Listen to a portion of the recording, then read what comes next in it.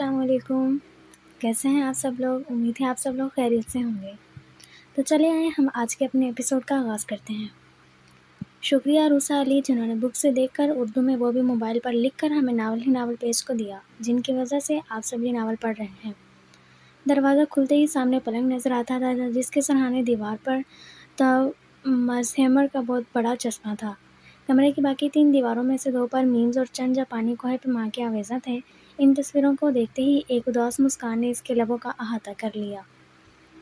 پریشی جہاں زیب اس کے نام کا آخری حصہ شے ہٹا کر سب سے پری کہا کرتے تھے، بچپن سے ہی ایک آئیڈیلسٹ تھی۔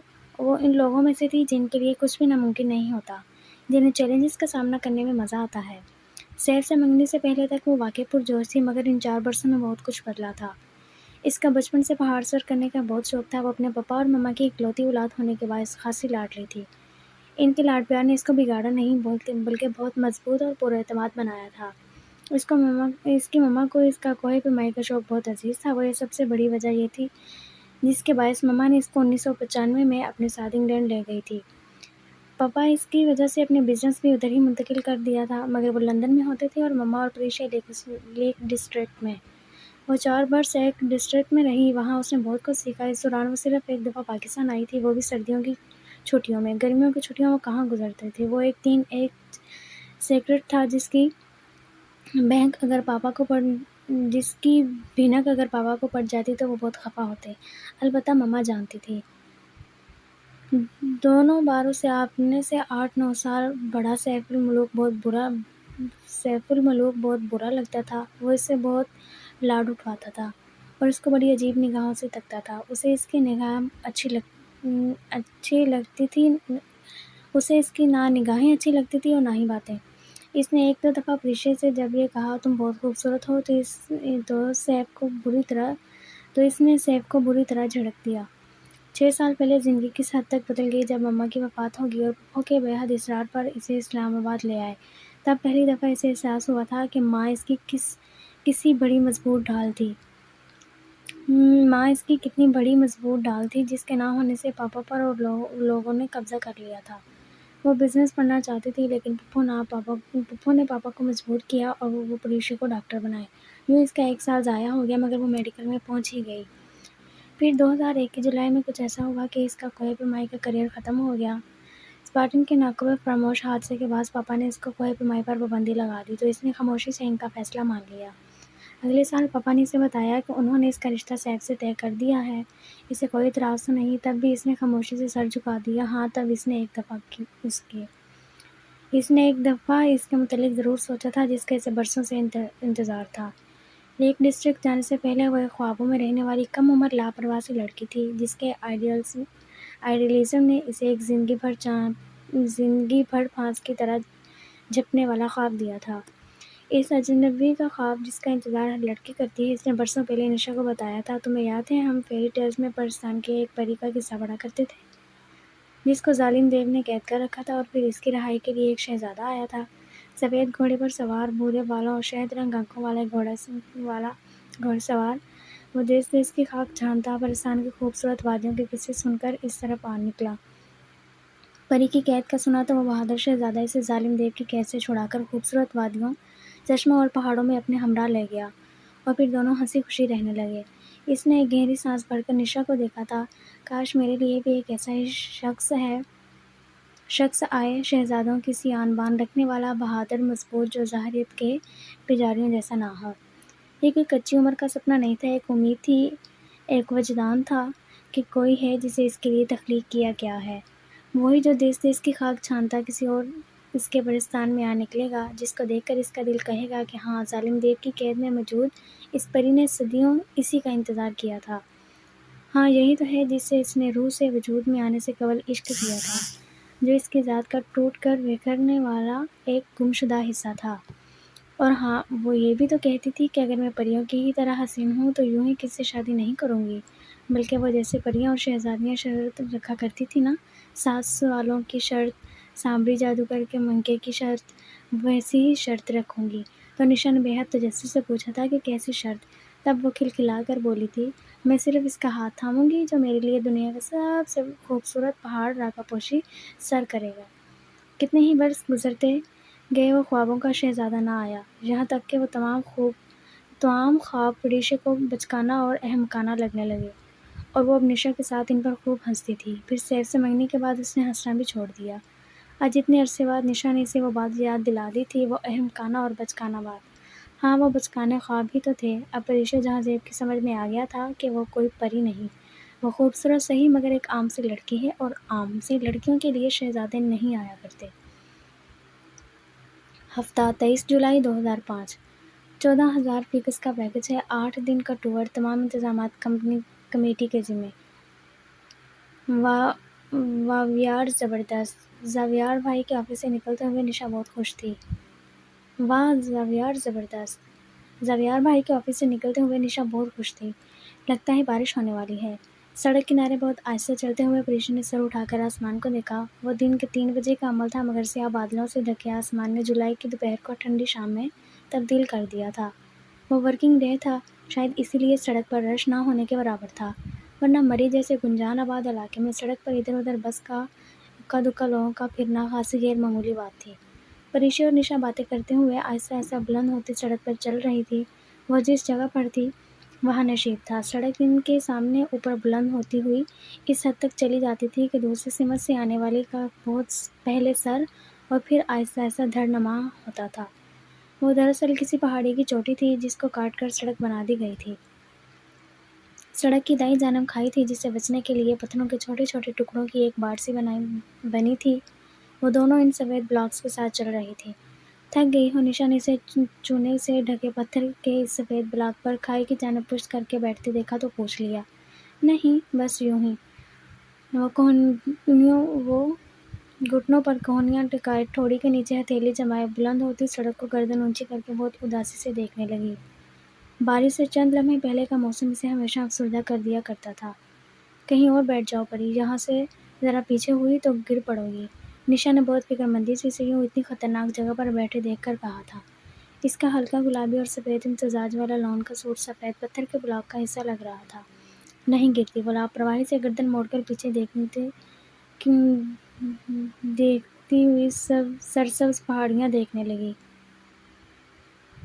مارگلا کی پہاڑیوں پر اس روز بادل اترے ہوئے تھے، پانی سے لدے بھاری سرمئی بادل ناپھئے انہوں نے اپنا بوجھ بارش کے قطروں کی صورت نیچے گرانا شروع کر دیا۔ پریشی نے بے اختیار اپنے دونوں بانہیں سامنے پھیلا دی۔ بارش کے ننھے ننھے قطرے اس کی ہتھیلیاں بھگونے لگے تھے۔ اسی لمحے اس کی سماعتوں میں کسی گھوڑے کے ٹاپوں کی آواز گونجی۔ اس نے ہتھیلیاں نیچے گرا دی اور کسی خواب کسی کیفیت میں سر اٹھا کر بلند ہوتی سڑک کو دیکھا۔ اس بلندی سے پیچھے کا منظر اس کی نگاہوں سے اوجھل تھا، ٹاپوں کی آواز وہیں سے آ رہی تھی۔ وہ یک ٹک بلندی کی جانب جاتی سڑک کو دیکھے گئی۔ پہاڑی کی دوسری جانب سے کوئی گھوڑا دوڑاتا ہوا اس طرف آ رہا تھا۔ ہر گزرتے لمحے گھوڑے کے ٹاپوں کی آواز بلند ہوتی جا رہی تھی۔ اسے لگا وہ سڑک کے بلند حصے سے نگاہیں ہٹا نہیں سکے گی۔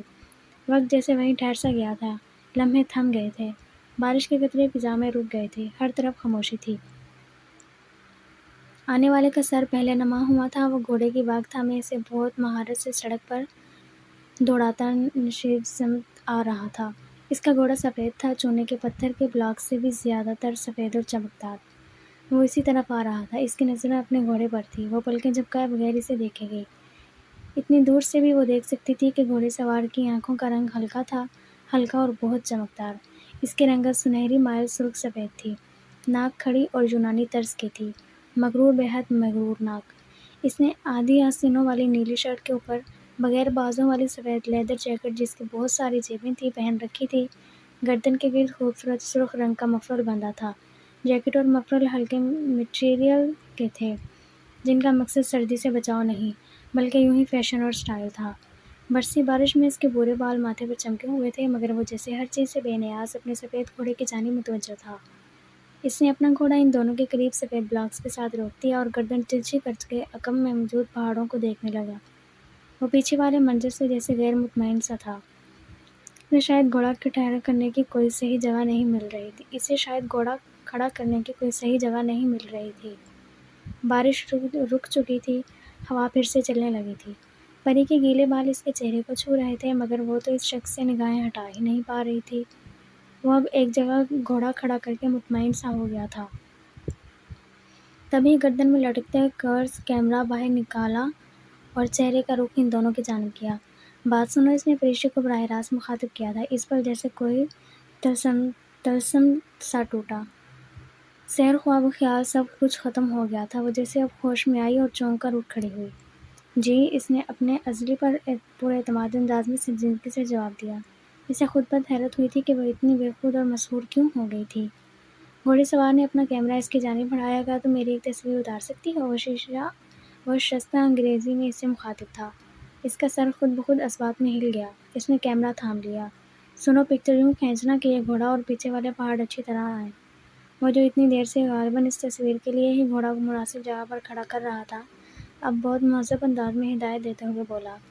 اس نے کیمرے کو کا بالکل ویسا ہی اولمپکس کا ڈیجیٹل کیمرہ وہ بھی استعمال کرتی تھی۔ اس نے کیمرہ چہرے کے سامنے لا کر اس کی LED اسکرین کو دیکھا اور پھر ریڈی کہے بغیر تصویر کھینچ لی۔ صرف تمہارا شکریہ۔ مگر کیا یہ پہاڑ آئے تھے؟ بغیر ریڈی کہے تصویر کھینچنے پر اس اجنبی گھوڑے سوار کو قدرے بے چینی ہوئی تھی۔ اس نے ایک نظر اس کی شہد رنگ آنکھوں میں دیکھا اور بہرہ سر ہلا دیا۔ ہاں، بہت خوبصورت تصویر آئی ہے۔ نشا نے پریشی کے ہاتھ میں کیمرے کی اسکرین پر موجود تصویر کو دیکھ کر کہا تو اسے خیال آیا کہ نشا بھی وہاں موجود تھی۔ ویسے یہ تمہارا گھوڑا ہے؟ نشا نے ہی اگلی بات کی۔ نہیں، یہ میں نے کرائے پر ایک آدمی سے لیا ہے۔ اصولاً اسے گھوڑے کی بھاگ تھا، ہمیں میرے ہمراہ چلنا چاہیے تھا، مگر میں اس کو بھگا کر یہاں لے آیا۔ وہ شکل سے بہت مغرور لگتا تھا۔ اس وقت بہت بے تکلفی کے ساتھ انگریزی میں بات کر رہا تھا۔ انگریزی؟ پری نے غور سے اسے دیکھا۔ وہ انگریزی کیوں بول رہا تھا؟ اسے غور سے دیکھنے پر احساس ہوا کہ گھوڑے پر سوار وہ بھورے بالوں اور گوری رنگت والا خوبصورت مرد پاکستانی نہیں، کوئی غیر ملکی تھا۔ وہ اس کی شناخت کے متعلق صحیح اندازہ نہیں کر سکی تھی۔ تم دونوں ایک منٹ ٹھہرو، میں اس آدمی کو اس کا گھوڑا واپس کر رہا ہوں۔ اس نے بہت مہارت سے گھوڑا موڑا اور اسے بلند ہوتی سڑک کی طرف بھگا کر لے گیا۔ کتنا گڈ لکنگ تھا یار، نشا نے اس کے جاتے ہی بےحد ستائشی انداز میں بولی۔ پتہ نہیں، وہ سر جھٹک کر دائیں جانب کھڑے اونچے پہاڑوں کو دیکھنے لگی۔ بادل غائب ہو رہے تھے۔ اوہ نشا، وہ اپنا کیمرہ مجھے دے گیا ہے۔ ایک دم اسے ہاتھ میں پکڑے کیمرے کا خیال آیا۔ وہ پریشان سی ہو گئی۔ واپس آئے تو دے دینا۔ حالانکہ وہ اس کے واپس آنے سے پہلے نکلنا چاہتی تھی، مگر ہاتھ میں پکڑا کیمرہ اس کا انتظار کرنے پر مجبور کر رہا تھا۔ چند منٹ بعد ہی وہ انہیں بل کھاتی سڑک پر سے نیچے اترتے ہوئے اپنی جانب آتا دکھائی دیا۔ گھوڑے پر سوار ہونے کی وجہ سے اس کا قد کاٹ انہیں ٹھیک سے نظر نہیں آیا تھا، مگر جیسے ہی وہ ان کے قریب آیا اسے احساس ہوا کہ اس سے خاصا لمبا تھا۔ وہ سمجھ رہا تھا میں اس کا گھوڑا لے کر بھاگ گیا ہوں۔ اس کے قریب آ کر وہ ہنستے ہوئے بتا رہا تھا۔ ہنستے ہوئے اس کی شہد رنگ آنکھیں چھوٹی ہو جاتی تھیں۔ وہ اندازہ نہ کر سکی کہ وہ ہنستے ہوئے زیادہ پرکشش لگتا ہے یا لب بھنچے۔ تو تم اتنے خطرناک طریقے سے رائڈنگ کیوں کر رہے تھے؟ نشا کو بزرگی جھاڑنے کا شوق تھا، سو اس لاپرواہی پر اس کو ڈانٹنا اسے اپنا فرض سمجھا۔ میڈم، میں 5 سال کی عمر سے رائڈنگ کر رہا ہوں اور گھوڑوں کو بہت اچھی طرح جانتا ہوں۔ اس نے مسکراتے ہوئے سر جھٹکا۔ وہ اور نشا سڑک کے کنارے آہستہ آہستہ چہل قدمی کرنے لگی۔ پریشا وہیں کھڑی رہی۔ دفعتاً اسے کیمرے کا خیال آیا۔ سنو، ان دونوں نے مڑ کر پیچھے دیکھا۔ تمہارا کیمرہ؟ اس نے قدرے زور سے کیمرہ اس کے ہاتھ میں تھمایا۔ وہ مسکرا کر رہ گیا۔ شکریہ۔ سنو، تمہیں یوں اپنا اتنا قیمتی کیمرہ دے کر نہیں جانا چاہیے تھا۔ میں اگر لے کر بھاگ جاتی تو؟ وہ بھورے مسکرایا۔ مجھے پتا تھا تم ایسا نہیں کر سکتی۔ سینے پر ہاتھ باندھے وہ اس کے سامنے آ کھڑا ہوا۔ اگر میری جگہ کوئی اور ہوتا تو تمہارا کیمرہ لے کر بھاگ چکا ہوتا۔ تمہاری جگہ کوئی اور ہوتا تو میں کیمرہ ہرگز نہ دیتا۔ وہ مسکراہٹ دبائے بہت سنجیدگی سے بولا۔ وہ اس کے اس انداز پر سر جھٹک کر سڑک کی دوسری جانب پھیلی دکانوں کی قطار کو دیکھنے لگی۔ وہاں رش اب بڑھتا جا رہا تھا۔ نشا نے اسے بدتمیزی پر اسے گھورا بھی، مگر وہ اسے دیکھ بھی نہیں رہی تھی۔ گھوڑ سوار نے گردن جھکا کر کیمرے کی اسکرین پر نگاہ ڈالی اور زیر لب مسکرایا۔ اچھی تصویر کھینچنے کا شکریہ۔ تصویر دیکھ کر اس نے سر اٹھاتے ہوئے کہا اور کیمرے کو کور میں ڈال دیا۔ وہ پھر مغرور نظر آنے کی اداکاری کرتے جواب دیے بنا دکانوں کو دیکھتی رہی۔ تم اس تصویر کا کیا کرو گی؟ اس کی بے رخی کے اثر کو کم کرنے کے لیے نشا نے بہت دوستانہ انداز میں اسے مخاطب کیا۔ میں 20 برس کے بعد ایک سفر نامہ لکھوں گا، اس کے فرنٹ پر یہ تصویر لگاؤں گا۔ اور اس تصویر کا کیپشن کیا ہوگا؟ نشا نے دلچسپی سے پوچھا۔ میں اس کے نیچے لکھوں گا، اس کوہ پیما کی تصویر جو راکا پوشی سر کرنے جا رہا تھا۔ وہ فخر سے بتا رہا تھا۔ پریشی نے تیزی سے گردن گھما کر اسے دیکھا، اسے جھٹکا سا لگا تھا۔ تم راکا پوشی سیر کرنے جا رہے ہو؟ وہ بے اختیار پوچھ لینے کے بعد اسے یاد آیا کہ اس کو تو خود کو لاتعلق ظاہر کرنا تھا، اسے پچھتاوا سا ہوا۔ ہاں، پریشا کی بے ساختگی پر اس نے بڑی مشکل سے اپنی مسکراہٹ چھپائی تھی۔ خیر، راکا پوشی سر کرنا کوئی اتنی بڑی بات نہیں۔ ایورسٹ راکیٹو سر کرنا اصل کامیابی ہے، کہہ کر وہ پھر سے دکانوں کو دیکھنے لگی۔ ویسے کل ہم لوگ ایک ٹور کمپنی کے ساتھ کارام جا رہے ہیں۔ نشا کے بتانے پر گھڑ سوار نے آنکھیں سکیڑ کر مال روڈ کی طرف دیکھا۔ سن شائن ٹریولز کافی سامنے تھے۔ اس نے ایک لمحے کو سوچا، پھر بولا، میں بھی کل کارام جا رہا ہوں، سن شائن ٹریولز کے ساتھ۔ تم کس کے ساتھ جا رہی ہو؟ واقعی تم تو ہمارے ساتھ جا رہے ہو؟ نشا کو اس اتفاق سے ازحد خوشی ہوئی تھی اور پریشی کو کچھ شک سا ہوا تھا۔ یہ تو بہت اچھی بات ہے۔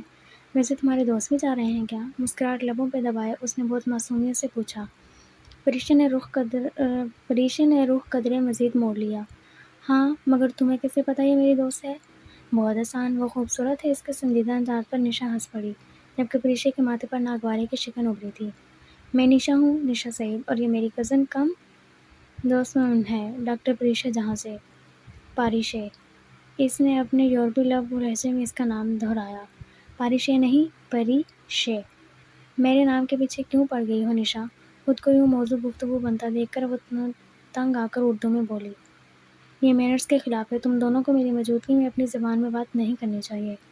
وہ مسلسل پریشے کو خود دیکھ رہا تھا۔ ایک تو کم بخت بلا ہینڈسم تھا، اوپر سے اتنے خوبصورت انداز میں آنکھیں سکیڑے دیکھتا تھا اور خواہ مخواہ کنفیوز ہونے لگی۔ مطلب کیا ہوا تمہاری کزن کے نام کا؟ پری چہرہ لڑکی، یہ ایران کی ایک شہزادی کا نام ہے، اس لیے تو میں اس کو پری کہتی ہوں۔ تمہاری کزن پر سوٹ بھی کرتا ہے۔ پری مطلب فیری، ہماری زبان میں بھی فیری کو پری کہا جاتا ہے۔ تمہیں اپنا تعارف نہیں کرایا۔ اوہ سوری، میں افخر سلان ہوں، ترکی سے آیا ہوں۔ ویسے پیشے کے لحاظ سے انجینئر ہوں، مگر ساتھ ساتھ ایک تجربے کار کلائمبر بھی ہوں۔ تمہارے پاکستان میں دنیا کے سب سے خوبصورت پہاڑ راکا پوشی کے لیے آیا ہوں۔ اس نے جھک کر اپنا تعارف کروایا۔ اور تم لوگ کیا کرتی ہو؟ نشا، ہمیں دیر ہو رہی ہے، میں گاڑی کی طرف جا رہی ہوں، چلنا ہے تو چلو۔ قدرے غصے سے کہہ کر وہ کھٹ کھٹ کرتی گاڑی کی طرف آ گئی۔ عجلت میں افخر سلان کو خدا حافظ کہہ کر نشا دوڑتے قدموں کے ساتھ اس تک پہنچی تھی۔ تمہارا مسئلہ کیا ہے نشی؟ نہ جان نہ پہچان، خواہ مخواہ کسی اجنبی، وہ بھی گورے کے ساتھ یوں سر راہ گپیاں لگانے کا مقصد؟ ڈرائیونگ سیٹ کا دروازہ کھولتے ہوئے وہ نشا پر برس پڑی تھی۔ چند گز کے فاصلے پر وہ ترک سیاہ ان سفید چوکور بلاکس کے ساتھ ابھی تک کھڑا تھا۔ دفعتاً اس نے پری کو دیکھ کر ہاتھ ہلایا، جسے اس نے نظر انداز کر دیا۔ تو آج کی ایپیسوڈ ہم یہیں ختم کرتے ہیں، ملتے ہیں کل کی نیو ایپیسوڈ کے ساتھ۔ اللہ حافظ۔